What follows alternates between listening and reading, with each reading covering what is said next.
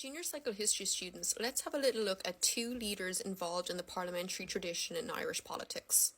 The two leaders that I'm going to cover are John Redmond and Edward Carson. There are different leaders available. So you might have studied Parnell, you might have studied Daniel O'Connell, that's fine, okay? But the two that I'm going to talk about here are Redmond and Carson. Before we get started, I want to talk about that term, parliamentary tradition. Basically, you need to look at two people who are involved in using politics to achieve change, okay? So if you think you can talk about Wolfe Tone, no. Wolfe Tone was involved in the physical force tradition, okay? I have seen people try to tell me Michael Collins. Again, Michael Collins more heavily involved in the physical force tradition. Same with De Valera. Unless you're talking about De Valera in the late 20s, 30s, 40s, and so on, okay, you can't use him as an example of the parliamentary tradition, because the stuff that Michael Collins and De Valera were involved in the 1916 Rising, War of Independence, they are examples of physical force. Alright, so let's start off with John Redmond. John Redmond took over as leader of the Home Rule Party, or sometimes you'll see it called the IPP, the Irish Parliamentary Party, in 1900. In 1912, he saw the introduction of the Third Home Rule Bill, but this bill would be delayed for 2 years before being introduced in 1914. While nationalists were happy about this prospect, unionists were furious, and this led to the Home Rule Crisis 1912-14. The Buckingham Palace Conference was held to try and find an agreement between unionists and nationalists, but it ended in failure as the exclusion of Ulster was proposed. Home Rule was introduced in 1914, but it was immediately suspended because of World War I.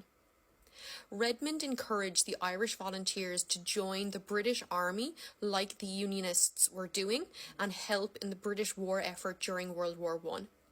Redmond's thinking or his reasoning was, if we can be as helpful as we possibly can to Britain, then we're going to keep them on side, and then they'll definitely make sure we get Home Rule, once World War I is over.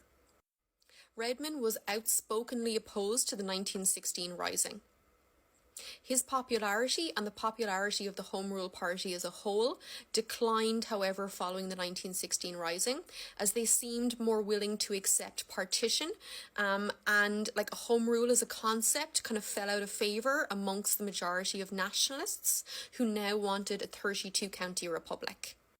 Edward Carson is our second example of a parliamentary leader. He became leader of the Irish Unionist Party in 1910. He encouraged Ulstermen to resist Home Rule.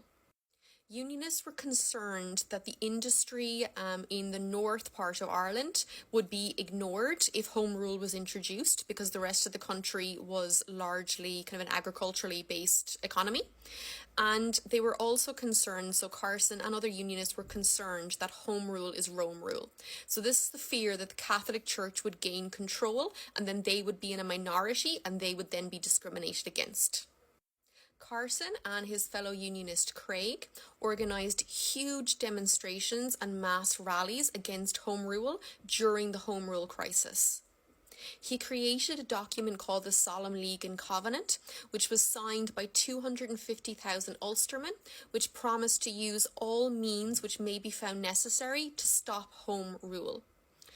Women also signed a similar document. Carson supported the formation of the Ulster Volunteer Force, which is a paramilitary group, in 1913, and he gave £10,000 to the organisation. Carson wanted all of Ireland excluded from Home Rule.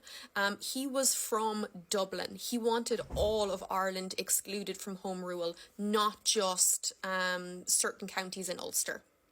However, he was forced to accept a compromise with the Government of Ireland Act 1920, when Northern Ireland, as we know it now, was established and Ireland was partitioned. Carson declined an invitation to head the Northern Ireland government and resigned as Ulster Unionist leader in February of 1921.